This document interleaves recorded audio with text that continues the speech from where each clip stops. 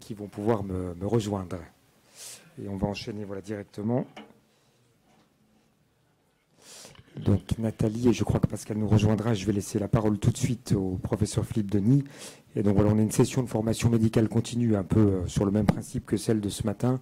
Et on va vous parler des décisions difficiles qui sont nombreuses pour le dépistage, pour le choix de traiter, pour le choix du traitement, le choix d'opérer, le choix de ne plus opérer. Et donc voilà, on va point par point aborder toutes les décisions difficiles qu'on peut avoir dans le domaine du glaucome. Et on va commencer par la prise en charge des hypertonies et la décision, on en parlait à l'instant, de traiter ou de ne pas traiter une hypertonie. Merci Florent, chers collègues, chers amis. D'abord, vraiment superbe présentation par Anthony. Un grand merci. Alors, nous allons parler de l'hypertonie oculaire. Alors, décider de traiter une hypertonie oculaire est toujours un enjeu, représente un enjeu nuancé, subtil dans notre pratique quotidienne. Et si la définition de l'hypertonie oculaire isolée est simple, pression intraoculaire au-delà de 21 mm de mercure en l'absence de signes fonctionnels ou structurels de glaucome, la prise en charge ne l'est pas aussi simple.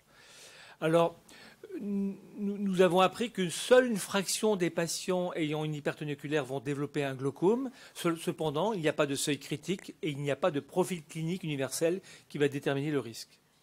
L'identification des patients à haut risque de conversion et l'intégration des facteurs individuels, l'épaisseur de cornée, le niveau de pression, l'atteinte du champ visuel débutante, l'aspect du nerf optique, les antécédents familiaux, et la prise en compte des données issues des grandes études cliniques prospectives, l'OHTS et son pendant européen, le GPS, nous ont appris à savoir comment il fallait modéliser le choix thérapeutique.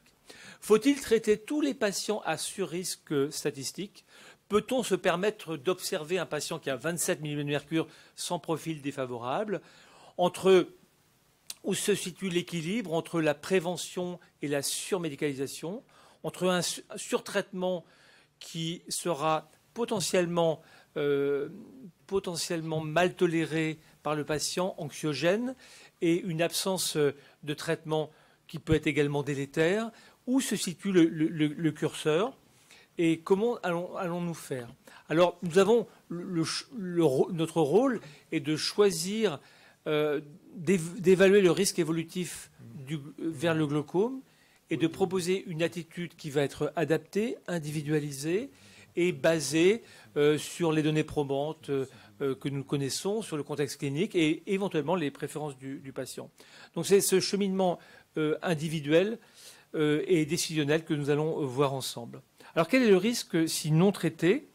Alors, le risque, globalement, c'est 10% à 50% d'après l'OHTS. Et il y a d'autres études, comme l'étude réalisée à Saint-Lucie, qui a pu montrer également que l'atteinte de glaucome avec une atteinte fonctionnelle était de l'ordre de 16% au bout de 10 ans. Si on traite les patients avec, dans l'OHTS, une baisse de pression de 20%, on va diminuer ce risque de 50%. Cela veut dire qu'on va arriver à 5% de glaucome au bout de 5 ans. Et d'autres études montrent cela. Si on intègre l'atteinte fonctionnelle et on ne se limite pas au glaucome prépérimétrique, on a 22% de glaucome malgré tout au bout de 20 ans dans l'OHTS, même si on traite les patients. Alors, l'OHTS nous a appris qu'avec un modèle intégrant 5 paramètres, l'âge, la pression intraoculaire, l'épaisseur de cornée, que nous avons découvert à ce moment-là, le rapport cup sur disque et le PSD, la déviation individuelle, on pouvait ainsi modéliser le risque de glaucome chez un patient qui a une hypertonie oculaire. Et on voit bien que dans cette présentation, l'épaisseur de cornée joue un rôle majeur et une variation de 100 microns par rapport à 550 microns change la valeur de mesure de pression intraoculaire et donc doit fausser le risque de glaucome chez une hypertonie. Cependant, dans l'OHTS, on a d'autres études, d'autres facteurs de risque ne sont pas pris en compte. L'état de l'autre œil, on aura bien sûr une attitude différente chez un patient qui a 25 mm de mercure et qui est monophtalme. Les antécédents familiaux, et Anthony en a bien sûr très largement et élégamment parlé, mais lorsqu'on est dans une famille de glaucome, cela ne veut pas dire que le glaucome sera automatiquement plus grave que s'il est en dehors d'une famille. Certaines caractéristiques telles que la pseudo-exfoliation ou la dispersion pigmentaire conditionnent une variabilité pressionnelle plus importante. La myopie forte, les hémorragies du disque sont aussi des facteurs non pris en compte dans les grandes études, mais qui sont